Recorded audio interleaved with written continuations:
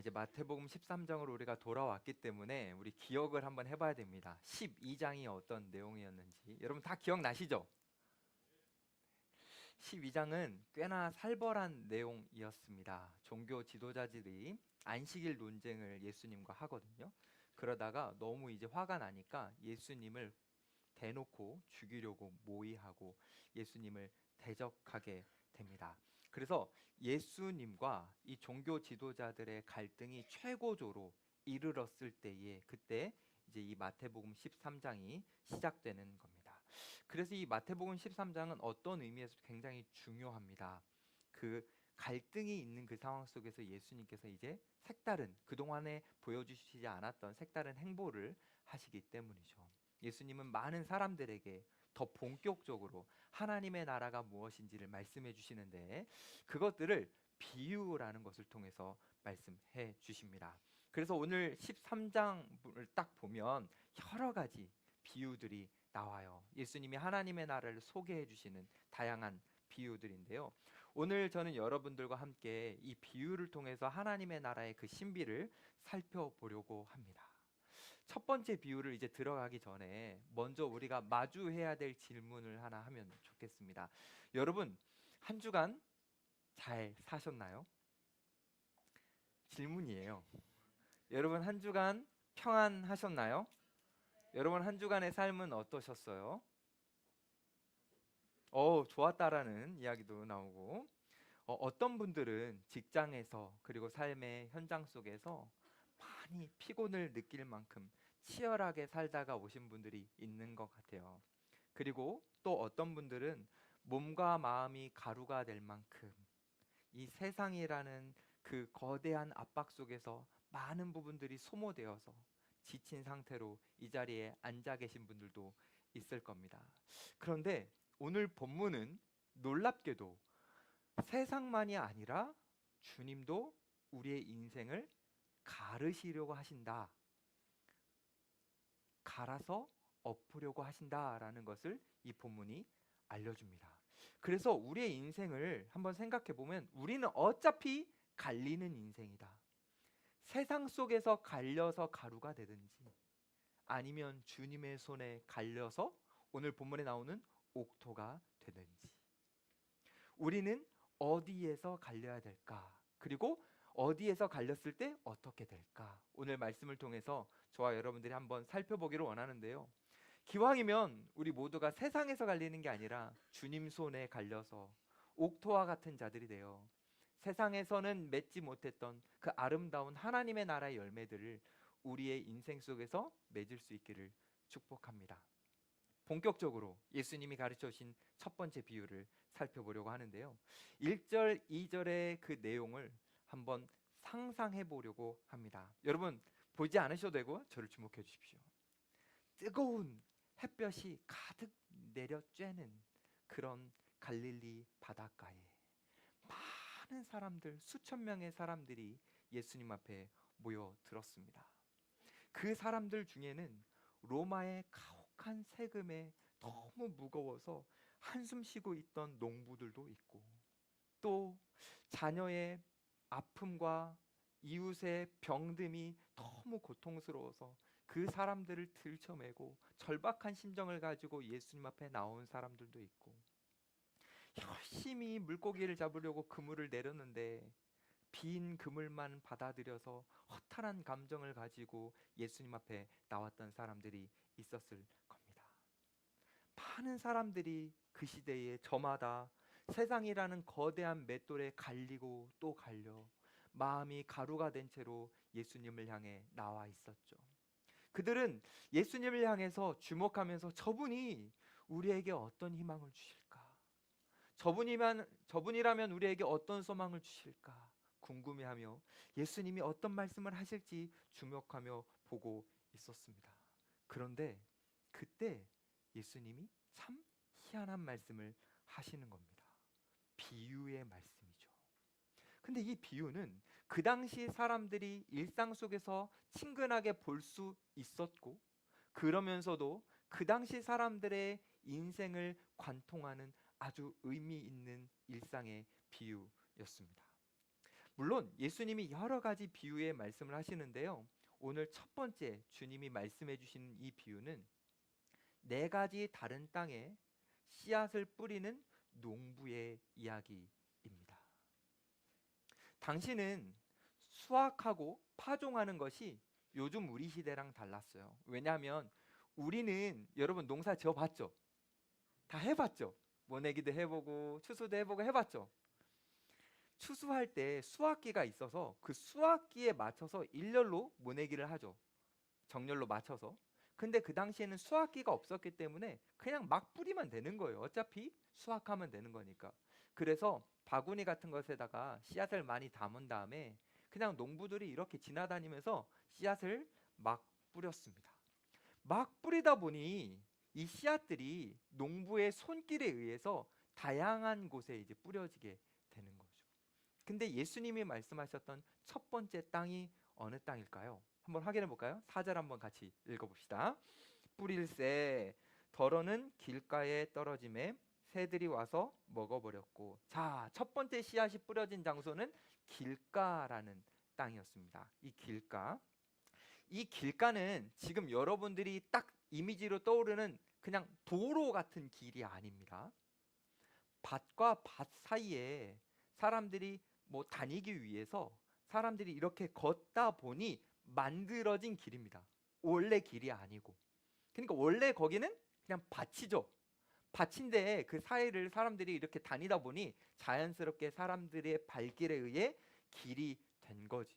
그러니까 수많은 사람들의 발길에 의해 점점 굳어지고 딱딱해진 장소, 그 땅이 바로 이 길가입니다. 너무 딱딱해서 그런지 씨앗이 뿌려졌을 때에 그 씨앗이 흙 속으로 들어갈 조금의 틈도 없는 거예요. 그러니까 못 들어가니까 씨앗이 그 땅 위에 고스란히 있겠죠. 한참을 방치되니까 날아가던 새들이 그것을 보고 오, 좋은 음식 있네 라고 하면서 달려들어서 그것을 먹는 겁니다. 자, 예수님이 지금 이 비유를 가지고 말씀하셨는데 이게 무엇을 의미하는 걸까요, 여러분? 무엇을 의미하는 거죠? 일단 땅이라는 것은 우리 인간의 마음을 의미합니다. 그리고 씨앗이라는 것은 주님이 선포하시는 말씀을 의미하는 거죠. 결국 길가라는 것은 주님의 말씀이 조금도 침투하지 못할 만큼 딱딱해진, 굳어버린 완고한 마음을 의미하는 겁니다. 예를 들면 이런 거예요. 이렇게 예배 시간에 하나님의 말씀이 선포되어질 때에 팔짱을 딱 끼고 그래 어디 한번 들어보자. 좋은 말이면 내가 한번 제대로 들어보고 별거 아닌 것 같으면 뭐 그냥 넘기지 뭐 라는 태도를 가지고 듣는 거죠. 말씀이 선포되어질 때에 자기가 갖고 있는 지식과 가치관에 조금이라도 위반되는 것 같으면 조금이라도 상충되는 것 같으면 전혀 그 말씀을 가슴에 받아들이지 않고 튕겨내는 마음, 그것이 바로 길가와 같은 마음입니다. 그래서 우리가 말씀을 받아들이지 않고 이렇게 겉에서 맴돌게 튕겨낼 때에 사탄이 새처럼 다가와서 우리가 들었던 그 말씀을 채가는 겁니다. 그러다 보니 말씀은 계속 들어도 그 말씀을 통해서 이루어질 수 있는 우리 삶의 영적 반응이 일어나지 않는 거예요. 아무런 일도 일어나지 않는 겁니다. 그런데 여러분, 이 길가 원래부터 딱딱했던 게 아니죠. 우리의 마음 원래부터 굳어있던 게 아니죠. 우리의 마음도 길가 같은 것도 원래부터 딱딱했던 것이 아니라 수많은 사람들의 발길에 의해 딱딱해진 겁니다. 그러니까 무슨 말씀을 드리는 거냐면 우리의 마음이 왜 이렇게 딱딱해지는가? 우리가 다른 사람들의 발길을 허용했기 때문이다. 이걸 조금 더 쉽게 표현하면 세상의 가치관이 세상이라는 그 거대한 가치관이 우리의 생각을 통해서 우리의 마음에 이렇게 쉽게 드나들도록 우리가 경계선을 열어주고 영적 울타리를 열어주고 우리가 방치했기 때문에 그래서 세상의 시선과 가치관이 우리 안에 들어와 꾹꾹꾹꾹 우리의 영혼을 누르다 보니 우리의 마음이 딱딱한 마음이 되어 하나님의 말씀을 받을 수 없는 수준에 이르게 된 겁니다. 사랑하는 여러분, 지금도요, 여러분들이 핸드폰만 탁 키면 수많은 미디어가 여러분들의 마음을 꾹꾹꾹꾹 누르기 시작합니다. 수많은 성공 법칙들이 여러분의 머리에 왔다 나갑니다. 그것들을 우리가 무방비하게 여기면, 그것들이 우리의 생각 속에 막 그냥 이렇게 들어오면 우리는 그냥 그 생각을 한번 했다 정도로 생각하지만, 아니요, 영적으로 보면 그 모든 것들이 우리의 영혼을 한 번씩 계속 누르고 있는 겁니다. 그냥 잠시 왔다 가는 정도가 아니라 계속해서 우리의 마음은 완고해질 만큼 딱딱해지고 있는 겁니다. 그래서 원래 길이 아니었는데 사람들의 하나하나의 발자국에 의해 점점 딱딱한 길가가 되어졌던 것처럼, 우리의 마음도 세상을 향해 열어놓는 순간 하나님의 말씀이 심기지 않을 만큼 콘크리트처럼 단단한 길가와 같은 마음이 돼버리는 거죠. 사랑하는 여러분, 여러분들의 마음은요, 누군가의 발길이 아무나 와서 걸을 수 있는 공공도로가 아닙니다. 여러분들은 마음을 지키셔야 돼요. 세상의 가치와 세상의 성공의 그 방법들이 여러분의 생각과 마음 안에 들어오는 것을 쉽게 허용하지 마십시오. 하나님의 말씀이 여러분들의 마음에 심길 수 있도록 우리는 지키고 또 보호하고 때로는 울타리를 쳐야 되는 겁니다. 자, 이제 두 번째 땅으로 한번 들어가 볼까요? 우리 5절 6절을 같이 한번 보겠습니다. 더러는 흙이 얕은 돌밭에 떨어짐에 흙이 깊지 아니하므로 곧 싹이 나오나 해가 돋은 후에 타서 뿌리가 없으므로 말랐고. 지금 두 번째 땅은 어떤 땅이죠? 돌밭이라고 나오네요. 여러분, 우리가 돌밭이라고 하면 흔히 자갈밭을 하고 생각합니다. 혹시 여러분 어렸을 때 학교에서 운동장에서 돌 좀 주워봤던 분 있나요? 저만 시골 살았던 거죠? 여러분들은 잔디 있는 학교 다녔던 거죠? 저는 이렇게 돌 줍는 거 많이 했었던 것 같아요, 선생님들이 시켜서. 근데 그런 밭이 아니에요. 이 돌밭을 여러분 잘 표현을 보시면 흙이 얕은 돌밭이라고 되어 있죠. 그러니까요, 그냥 볼 때는 다 흙이에요. 근데 그 바로 아래에 거대한 석회암 안석이 있는 겁니다. 근데 그게 안 보였던 거죠. 그런 밭을 돌밭이라고 표현하는 겁니다. 이 석회암 암석이 보이지 않고 흙만 보이니까 씨앗을 이렇게 뿌렸을 때 여러분, 농부가 기대할까요, 안 할까요? 기대하죠. 여기에서는 뭔가 열매를 맺을 수 있겠다라는 생각이 들죠. 그리고 실제로 그런 일이 일어납니다. 왜냐면요, 석회암이 아래에 딱 있으면요, 그게요, 햇빛의 열을 좀 머금어요.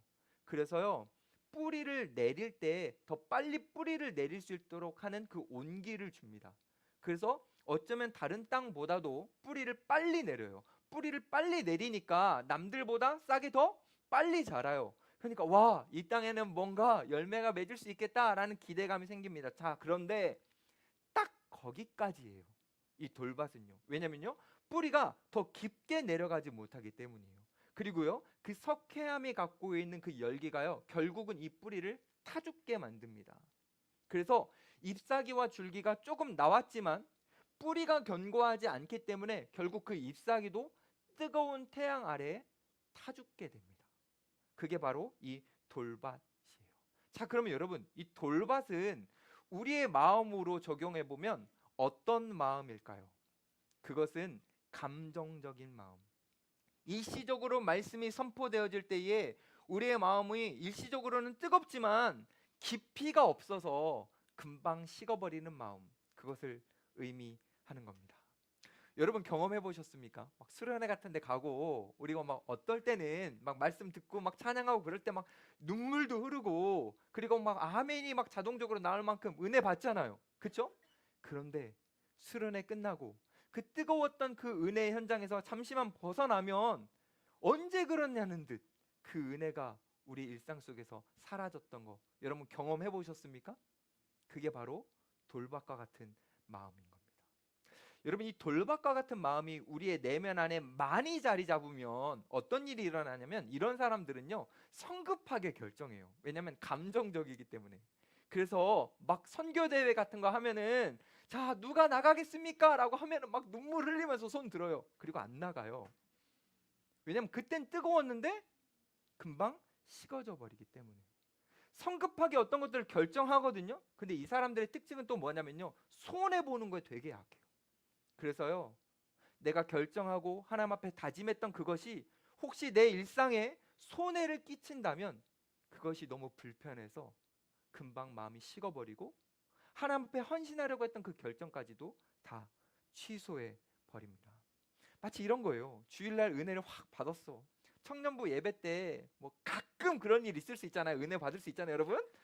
제가 실력이 없어서 자주였으면 좋겠는데 근데 가끔 그럴 수 있잖아요. 그래서 은혜를 딱 받았어. 그래, 막 목장 모임 하는데 막 나눴어. 저 이제부터 이렇게 살 겁니다. 딱 했는데 월요일 아침에 출근하자마자 상사가 잔소리를 하네. 그 잔소리에 그 여기에 남아있던 뜨거웠던 그 은혜가 다 사라지는 거. 그게 바로 돌박과 같은 마음인 겁니다. 근데 여러분, 우리가 왜 이렇게 빨리 식어버리는 걸까요? 우리 뜨거웠는데, 우리 참 좋았는데 우리 왜 이렇게 빨리 식는 걸까요? 우리는 흔히 내가 식어버리는 거, 내가 헌신을 포기하는 거, 내가 하나님 앞에 결단 내렸던 것들을 못하는 것을 우린 이렇게 핑계댑니다. 환경이 너무 어렵다. 난 지금 내 상황으로서는 너무 버겁다 라고 하면서 상황과 환경에 핑계를 댑니다. 근데 여러분 잘 생각해 보세요. 우리의 삶에 환경에 고난이 있다 하더라도 그 고난 때문에 우리가 포기하는 거 아닙니다. 이 돌밭은요, 잘 보면 잎사귀가 올라왔을 때 뜨거운 태양 때문에 잎사귀가 말라 죽는 것처럼 보여요. 그렇죠? 그러니 그냥 인간적인 눈으로 봤으면 아 그래, 고난이 너에게는 너무 심했기 때문에, 너에게는 환경이 너무 어렵기 때문에 너는 포기할 수밖에 없었어 라고 말할 수 있는 거죠. 근데 그런 게 아닙니다. 여러분, 태양이라는 건 식물이 자라가는데 꼭 필요한 에너지원인 거예요. 태양 때문에 시드는 건 맞거든요. 근데 잘 생각해 보면 태양 때문에 시드는 건 또 아니에요. 그러면 정확한 이유는 뭡니까? 뿌리가 깊지 않아서입니다. 그 뿌리가 뜨거운 태양을 견딜 만큼의 영양분을 받쳐주지 않기 때문에 결국 그래서 시들어 버리는 거죠. 사랑하는 여러분, 우리는 고난 때문에 포기하는 거 아닙니다. 그 고난을 이길 만큼의 신앙적 깊이가 없기 때문에, 우리가 말씀이라는 곳에 더 뿌리를 내리지 못했기 때문에, 뿌리가 확 펼쳐지지 않았기 때문에 우리는 그런 선택을 하는 거죠. 그렇다면 우리의 신앙생활 속에서 어떻게 뿌리가 내릴 수 있을까요? 여러분, 뿌리는요, 어두운 땅에서 내리는 겁니다. 다시 말해서요, 우리의 신앙의 뿌리는 아무도 보지 않을 때 뿌리 내리는 겁니다. 골방에서 하나님과 씨름하면서 기도할 때에, 아무도 보지 않더라도 내가 말씀 붙잡고 묵상하는 그 순간에, 그때 뿌리가 내려지게 되는 거죠. 그게 없이 기도도 안 해, 말씀도 개인적으로 안 봐, 그런데 그냥 이렇게 예배 덜렁 와서 그냥 은혜가 주어졌을 때 그때 딱 뜨거움을 느끼고 뭔가 하나님 내가 이렇게 잘 살아볼 수 있겠습니다 라고 하는 것은 얼마 못 가는 거예요. 뿌리가 없기 때문에. 그래서 인생의 고난이라는 순간이 다가오면 금방 시들어 타버리게 되는 거죠. 여러분 혹시 이런 말 들어보셨습니까? 감정이라는 것은 훌륭한 하인이지만 최악의 주인이다. 들어보셨습니까, 여러분? 제가 만들어냈나 봐요. 아무튼 이런 말이 있어요. 감정이라는 것은 우리가 휘두르고 사용하기에는 참 좋지만 오히려 휘둘리면, 그 감정에 우리가 이끌리면 그건 참 위험한 것이다 라는 말입니다. 사랑하는 여러분, 신앙적으로 우리가 막 찬양하고 예배할 때요, 감정을 표출하고 하는 거 다 좋아요. 그리고 여러분들의 감정을 가지고 목장에서 나눔하는 것도 다 좋습니다. 하지만 그 감정 자체에 우리가 휘둘려서는 안 됩니다. 감정은 우리가 부리는 겁니다. 우리가 말씀이라는 그 기초 아래 다시 뿌리를 내리고 그 말씀에 우리가 이끌릴 때에, 우리가 말씀의 영향을 확 받을 때에 우리는 감정을 컨트롤하면서 감정을 부릴 수 있는 거죠. 저는 우리 모든 청년들이 감정에 휘둘리는 사람들이 아니라 감정을 마음껏 휘두를 수 있는 사람들이 되었으면 좋겠습니다. 자, 이제 세 번째로 한번 가볼까요? 세 번째 예수님 말씀하신 땅 7절 한번 봅시다. 덜어는 가시떨기 위에 떨어짐에 가시가 자라서 기운을 막았고. 여러분, 앞서 살펴봤던 길가는 어떤 땅이었습니까? 아예 흙 속으로 들어가지 못했죠. 자, 뿌리가 아예 내려지지도 못했습니다. 근데 돌밭은 뿌리는 내리기는 했지만 그 뿌리가 제대로 내리지는 못한 땅이다. 맞죠? 근데 이 길가는 흙도 제법 좋아요. 약간 옥토 같은 곳이에요. 그래서 뿌리를 깊게 내린 땅입니다. 근데 문제는 뭐냐면 나는 지금 여기에 뿌리를 딱 내렸는데 옆에 가시떨기가 있다라는 게 문제인 겁니다. 왜냐? 이 가시떨기가 생명력이 어마어마해가지고 빨리 자라서 진짜 자라야 될 이 곡식이 햇볕을 보면서 자라야 되는데 그것을 가시떨기가 막아서 햇빛을 못 보게 하고, 또한 뿌리도 빨리 내려서 영양분을 다 뺏어가기 때문입니다. 그래서 이 가시떨기에 뿌려진 씨앗은 뭔가 좀 자라는 것 같지만 결국은 자라지 않고 성장이 멈춰서서 열매를 맺지 못하는 거죠. 그리고 가시라는 게요, 막 이렇게 칭칭 막 휘감아가지고요, 결국 이 식물이 질식해서 죽게 만드는 것이 바로 이 가시떨기입니다. 자, 그러면 지금 예수님께서 말씀하신 이 가시떨기가 있는 이 땅은 우리로 대입해 보면 어떤 마음인 걸까요, 여러분? 우리의 마음과 이거를 어떻게 연결할 수 있을까요? 말씀을 듣고 우리가 그 말씀 안에 뿌리를 내리지만 우리의 에너지를 엉뚱한 곳에 빼앗겨서 우리의 삶에 열매 맺지 못하게 되는 그 상황, 그 마음을 의미하는 겁니다. 이걸 조금만 더 설명해 볼까요? 여러분, 신앙생활 하다가 내가 영적으로 성장이 좀 멈춘 것 같다라고 생각이 들었던 때가 있죠. 그렇죠? 뭔가 신앙이 자라는 순간이 느껴졌었는데 어느 순간 내 신앙이 자라지 않는 것 같이 느껴지는 그때가 있었습니까? 네, 맞아요. 그런 겁니다. 자라지 못하는 거예요. 자, 그러면 왜 자라지 못할까? 일단 이 사람들의 특징은요, 멀쩡해요. 여러분, 잘하고 있지 않아도 어느 정도 성장했기 때문에 그 모습만 봐서는 멀쩡합니다. 그렇죠? 교회 와서요, 예배도 진짜 잘 드립니다. 태도도 좋아요. 그리고요, 막 봉사도 열심히 합니다. 헌신적이에요. 목자도 할 수 있고요, 교육부서도 섬길 수도 있고요, 여러 가지 다양하게요, 막 주님을 섬길 수 있어요. 근데요, 인격의 변화가 없고요, 삶에 하나님 나라의 열매들이 맺혀지지 않아요. 성령의 열매들이 맺혀지지 않아요. 왜 그러느냐? 우리에게 주어질 그 에너지원을 가시가 빼앗아 갔기 때문에. 그럼 이 가시는 뭘까요? 세상을 향한 욕망, 불안, 두려움, 탐욕, 이런 가시들이 우리 옆에 있어서 그것들이 우리가 먹어야 될 영양분을 뺏어갔기 때문에, 그래서 거기에 우리의 에너지를 뺏겼기 때문에 우리가 자라지 않는 것, 그것이 바로 가시떨기 땅입니다. 예를 들면 이런 거예요. 나 이 세상에서 점점 뒤처지면 어떡하지? 나 남들보단 빨리 성공해야 되는데, 이런 조급함과 이런 불안함들이 우리 옆에서 우리의 마음 안에서 점점 자라나 우리를 질식시켜 버리는 거죠. 그러다 보니 우리의 신앙이 성장되지 않는 겁니다. 여러분, 여기서 한 가지 기억할 게 있어요. 무엇을 기억해야 되냐면, 우리를 질식시키는 이 가시는 사실 나쁜 게 아니고 나름 좋은 것들이라는 겁니다.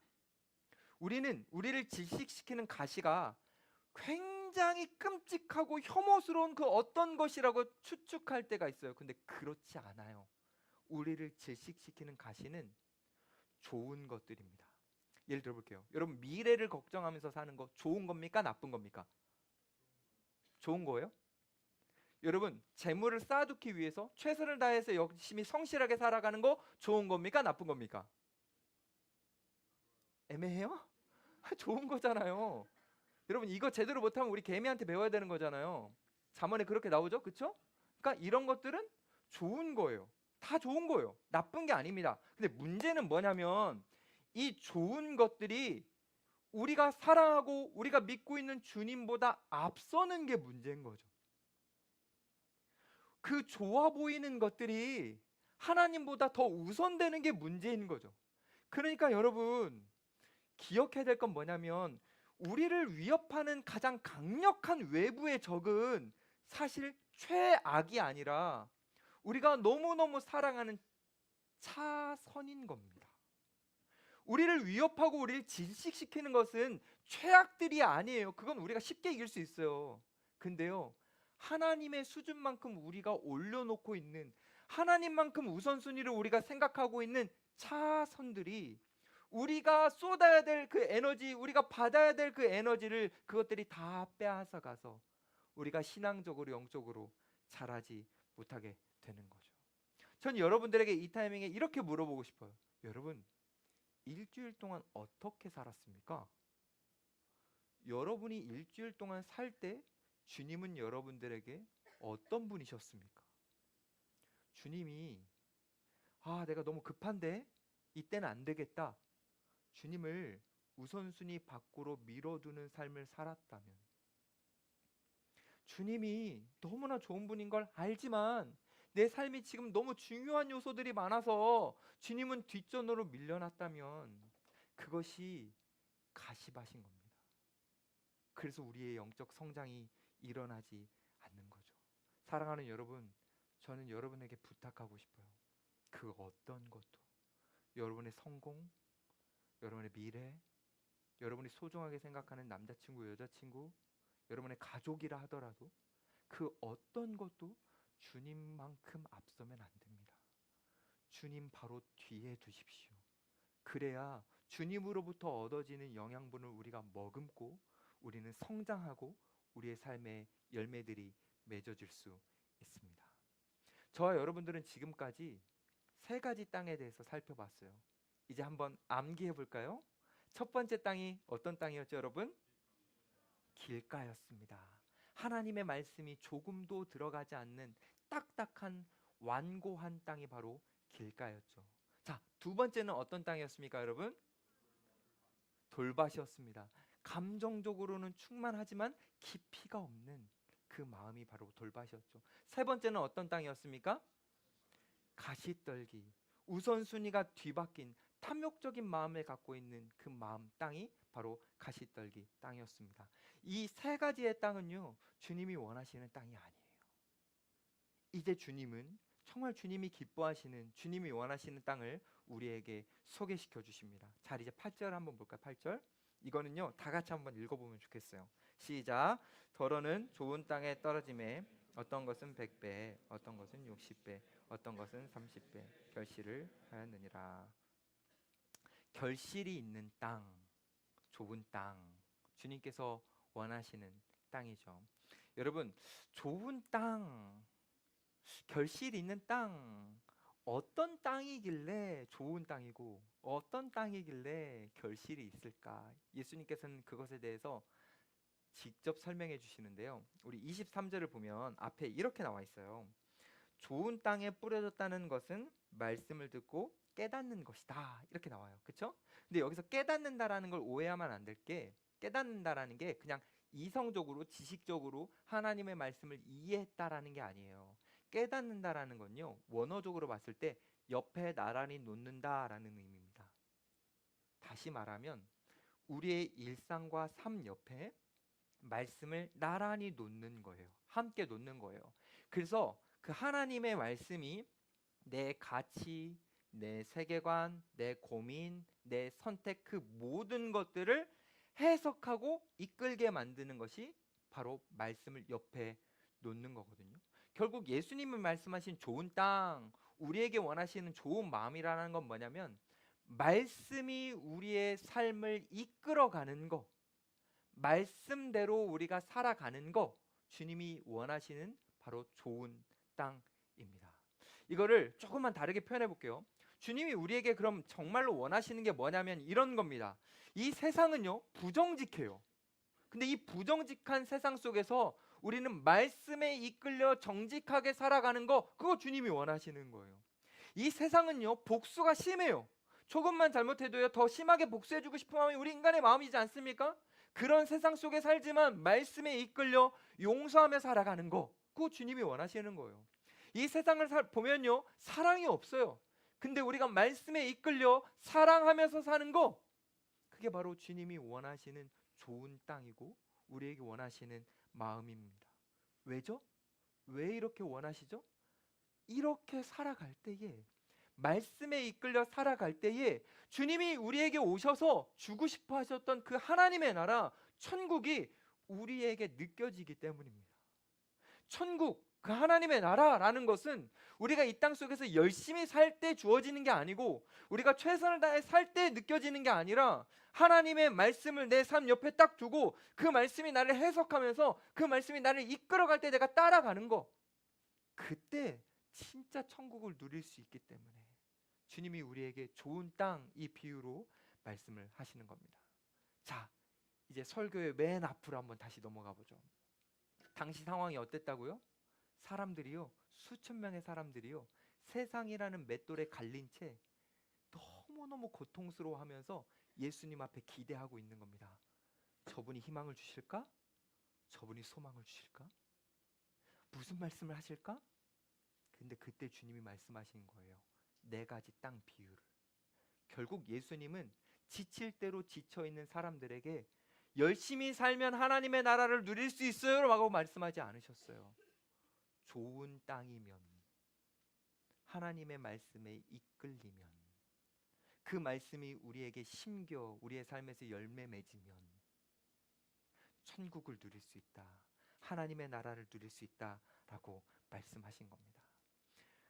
요 정도 되면, 이거를 사실 그 당시 사람들은 이해하지 못해서 제자들이 나중에 어떤 집에 갔을 때 예수님 앞에 해석해 달라고 하고 예수님이 해석해 주시지만, 이걸 이해한 사람이라 하더라도 궁금해지는 게 있습니다. 그렇다면 좋은 땅이 하나님의 나라를 누릴 수 있다면 좋은 땅은 어떻게 될 수 있는가? 우리가 땅이라면 어떻게 좋은 땅이 될 수 있는가? 이게 궁금해지는 거죠. 근데 여러분, 솔직히 땅 자체가 좋은 땅으로 변신할 수 있습니까? 고마워요. 땅 자체는 좋은 땅이 될 수 없죠. 무엇이 필요합니까? 농부의 손길이 닿아야만 좋은 땅이 될 수 있는 겁니다. 자, 그런 의미에서 예수님이 말씀하신 이 비유의 주인공은 좋은 땅이 아니에요. 좋은 땅을 만드시는 농부, 씨앗을 뿌리는 농부가 주인공입니다. 그래서 제가 아까 이 첫 번째 비유를 설명할 때 네 가지 밭의 비유라고 하지 않았어요. 네 가지 땅에 씨앗을 뿌리는 농부 비유라고 했지. 이 비유의 핵심은 농부에 있기 때문입니다. 그런 의미로 이제부터 농부가 주인공이다라는 관점으로 이 비유를 다시 해석해 보겠습니다. 여러분, 처음부터 막 이 긴 시간 동안 해석한다라는 거 아니니까 걱정하지 마시고 간략하게 이 비유를 다시 한번 해석해 보죠.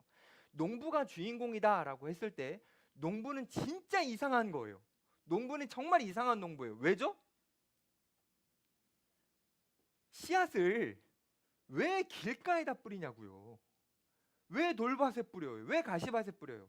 그 당시에 사람들이 기술력이 떨어져서 뿌리다 보면 어쩔 수 없이 길가에도 떨어졌다라고 해석할 수 있거든요.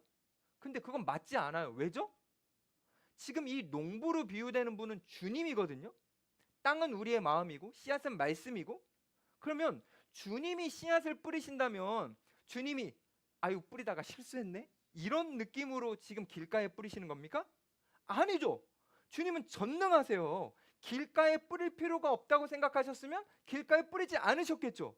근데 지금 새가 집어먹는 그 의미 없는 땅에도 주님은 일부러 농부가 되셔서 뿌리셨다라는 거죠. 낭비하셨다라는 거예요.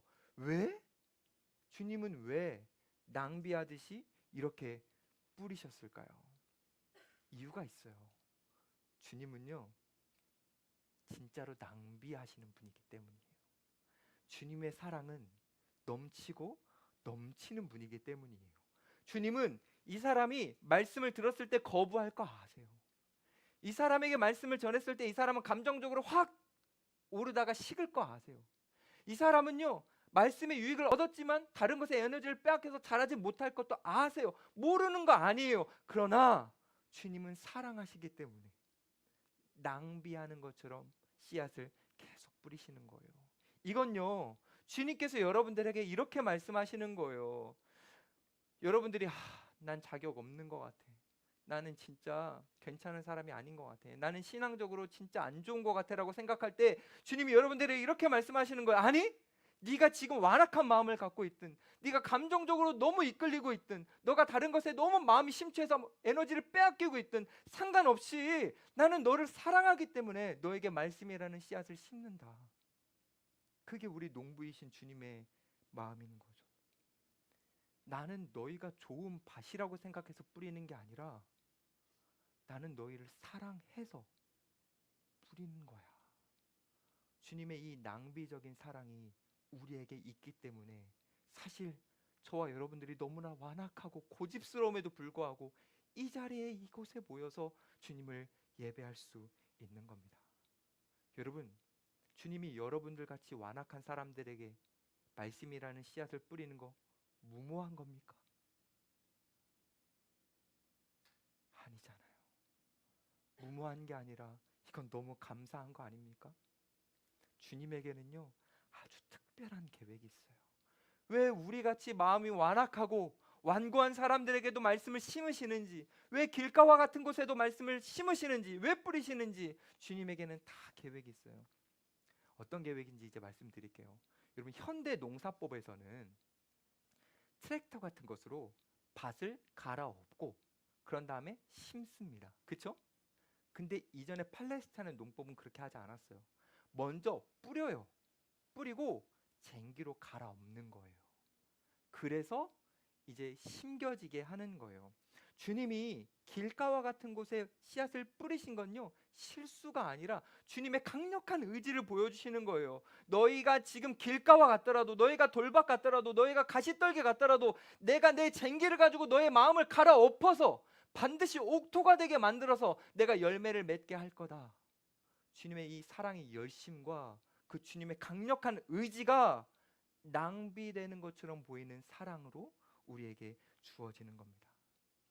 이렇게 주님이 하시는데 여전히 여러분 가운데 나는 안 될 것 같아, 나는 변할 수 없어, 내가 지금 몇십 년을 신앙생활했는데 내가 그대로인 것을 보면 나는 예수님을 제대로 믿을 수 없나 봐 라고 스스로를 여긴다면 그것은 주님의 쟁기의 능력을 불신하는 겁니다.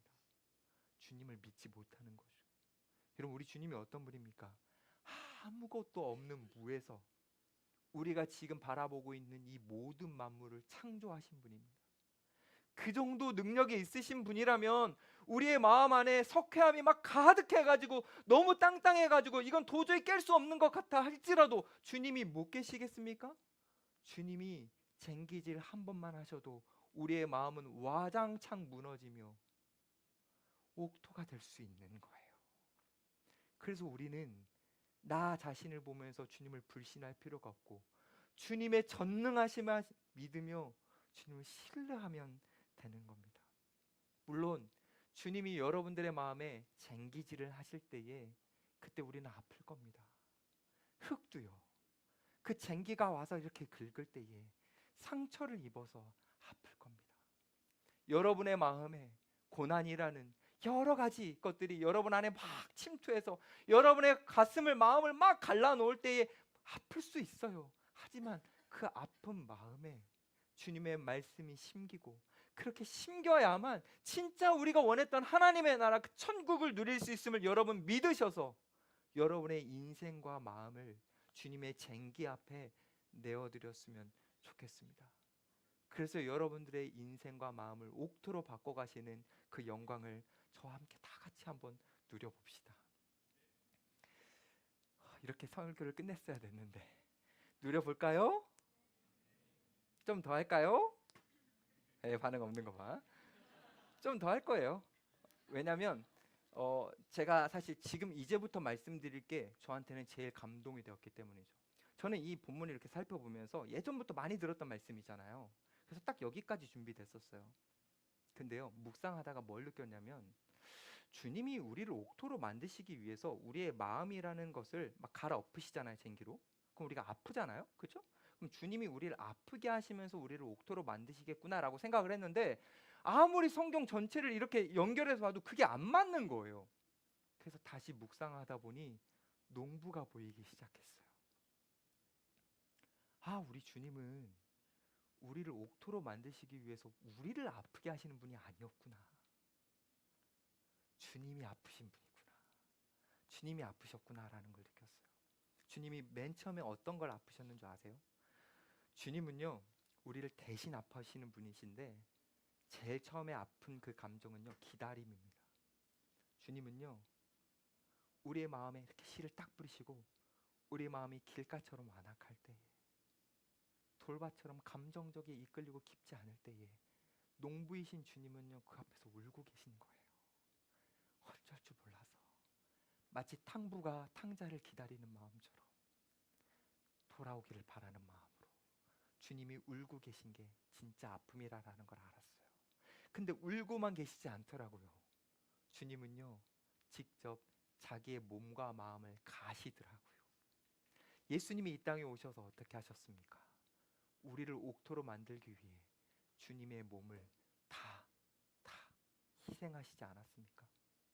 여러분, 우리는 원래요, 길가와 같은 마음을 갖고 있어서요, 사단의 정죄라는 그 발자국에 꾹꾹 눌리는 처참한 짓밟음을 겪어야 했던 사람들입니다.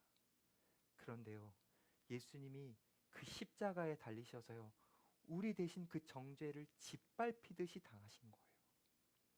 우리는요, 원래 돌박과 같은 마음을 갖고 있어서요, 우리는 그냥 그 진노라는 뜨거운 태양 아래 타 죽어야 될 존재였어요. 근데요, 예수님이 우리를 대신해서 십자가에서 그 모든 진노를 다 쏟아 받으셨잖아요. 우리를 대신해서요. 그뿐만입니까? 우리는요, 원래 가시떨기와 같은 마음을 갖고 있어서 우리는 그 가시에 찔리고 상처받으며 우리는 질식해서 죽을 수밖에 없는 죄인이었는데, 그런 우리를 옥토로 만드시기 위해서 예수님이 어떻게 하셨습니까? 십자가를 지시기 전에 가시관에 찔리시잖아요. 우리 대신 그 가시관에 질식당하시잖아요. 예수님은요, 자기의 몸과 마음을 찢으시고 아프게 하시고 고통을 내시고 그 몸을 상해하심으로 우리가 원래 갈려야 될, 우리가 원래 찢겨야 될 그 모든 것들을 대신해 주신 것이죠. 그래서 예수님이 대신 짓밟히시고 예수님이 그 뜨거운 진노를 받으시고 예수님의 가시에 찔리셨기 때문에 그 은혜를 믿는 우리들은 예수님의 은혜로 말미암아 우리는 옥토가 되는 겁니다. 사랑하는 여러분, 여러분의 마음 이 네 가지 땅 중에 어디에 가깝다고 느끼나요? 옥토가 아니어도 괜찮아요. 길가 같아도 괜찮아요. 그 마음 자체를 주님의 쟁기, 주님의 말씀, 그분이 우리의 뜻, 보여주신 그 뜻에 내어 맡기세요. 이제는 용서합시다. 이제는 사랑합시다. 이제는 정직하게 살아갑시다. 우리가 그 말씀이라는 것을 우리의 삶에 딱 옆에 놓고 그 말씀에 우리가 한번 이끌려 살아가 봅시다. 그러면 우리는 진짜 달라지게 되는 거예요. 저와 여러분들은 어떤 존재냐면 우리는 그냥 세상에 갈려서 죽을 존재예요. 우리의 인생은 죽음으로 가는 존재입니다. 그래서 우리는 흙에서 왔지만 다시 갈리고 갈려 흙으로 돌아갈 존재라는 거죠. 아무리 여러분 세상에서 위대한 사람이 되어도, 세상에서 강력한 사람이 되어도 우리가 흙처럼 갈려서 흙으로 돌아간다는 사실은 부정할 수 없고 바꿀 수 없는 거예요. 하지만 우리의 인생을 주님 앞에 내어 맡길 때, 그분이 우리의 인생을 가를 때, 그때 우리는 놀랍게도 가루처럼 흩어지는 인생이 아니라 옥토처럼 변하여 상상할 수 없었던 하나님의 나라를 영원히 누리는 존재, 그때만이 아니라 지금도 하나님의 열매, 그 영광을 누릴 수 있는 존재가 되는 겁니다. 사랑하는 여러분, 그렇게 살아갑시다. 여러분의 삶에 천국만이 누릴 수 있는 그 아름다운 열매들이 가득하여 여러분에게 주시는 그 하나님의 행복과 기쁨이 가득한 삶을 살아가기를 주님의 이름으로 축복합니다.